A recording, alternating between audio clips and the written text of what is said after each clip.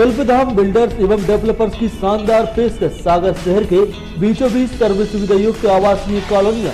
Flat booking और site visit के लिए संपर्क करें अंकुर चौरसिया, पुरुषोत्तम चौरसिया।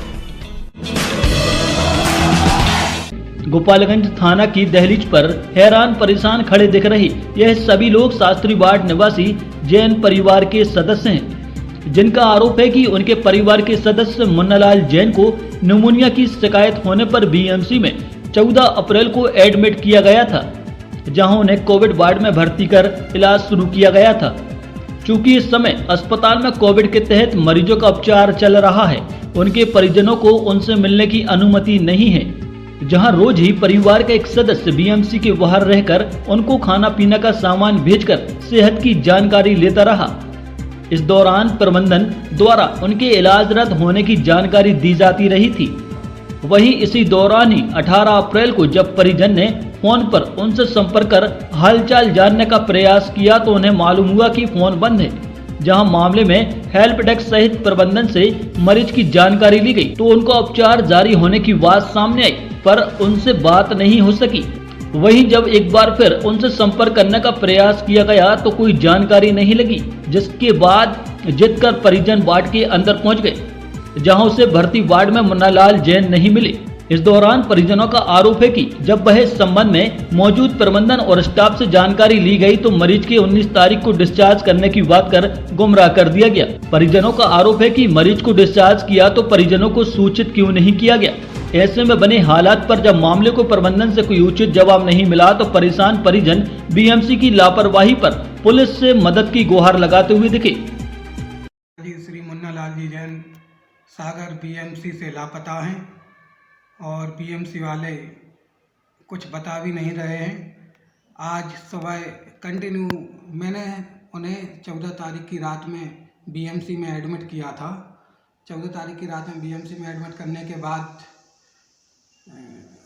रोज़ हम सामान लेकर जाते थे तो उनका सामान पहुंच जाया करता था। 14 से 18 तारीख तक, 18 तारीख के सुबह 10-11 बजे तक उनका मोबाइल चालू था, तो हमारी बात होती रही, संपर्क में रहे, तो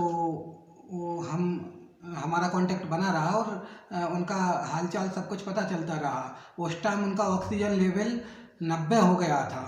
उसके बाद 19 तारीख को हम सुबह गए बीएमसी और हमने सामान दिया। उसके बाद हम शाम तक 6 बजे तक रुके भी और फिर उसके बाद आज 21 तारीख को सुबह हम 6 बजे फिर गए, जैसे हम रोज़ जाते हैं। 21 तारीख को सुबह 6 बजे बीएमसी गए। बीएमसी में पॉलीथीन और वो मकान वगैरह सामान दिया। सामान देने के बाद बीएमसी वो वार्ड बॉय वगैरह अंदर ले गए सामान। अंदर सामान ले जाने के बाद हमें 4 दिन हो गए थे। 18 तारीख के बाद बात नहीं हुई थी, कोई कांटेक्ट, कोई भी, सब जगह हेल्प डेस्क वगैरह सब जगह पूछताछ करने पर, पूछने पर कोई भी जानकारी नहीं मिल रही थी। तो आज मैं फिर अंदर कोविड वार्ड के बाहर अंदर ही चला गया। अंदर गया तो 2 बार डॉक्टरों ने मुझे बाहर कर दिया, बोले अंदर नहीं जा सकते। उसके बाद भी मैं अंदर गया। तीसरी बार अंदर जाने पर एक डॉक्टर ने मेरे हाथ में एक वो डामा कागज़ दिखाया। वो डामा कागज़ में उसने दिखाया कि ये उनका स्वेच्छा से डिस्चार्ज हुआ है, उनकी इच्छा से। तो ऐसा कभी होता है कि खुद की इच्छा से डिस्चार्ज होता है क्या? यदि पेशेंट के परिजन को, जब पेशेंट कोविड-19 से पॉजिटिव है, कोविड-19 है, तो ऐसे में क्या पेशेंट की छुट्टी की जाती है या बिना परिजन को बताएं उसे भेज दिया जाता है घर पे? तो बीएमसी वालों की ये सबसे बड़ी लापरवाही थी। उनने बिना परिजनों को खबर किए और पेशेंट को पता नहीं कहाँ क्या किया है, ये कोई जानकारी नहीं मिल रही है। हालांकि इस मामले में पुलिस और प्रबंधन दोनों ही कैमरे के सामने कुछ भी कहने से बच रहा है।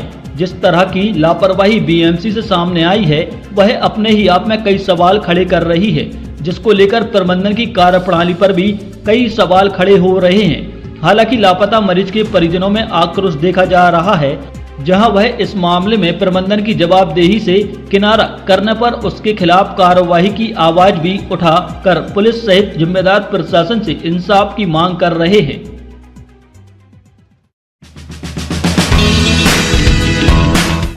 कल्पधाम बिल्डर्स एवं डेवलपर्स की शानदार पेशकश। सागर शहर के बीचों बीच सर्व सुविधा युक्त आवासीय कॉलोनियां। फ्लैट बुकिंग और साइट विजिट के लिए संपर्क करें अंकुर चौरसिया, पुरुषोत्तम चौरसिया।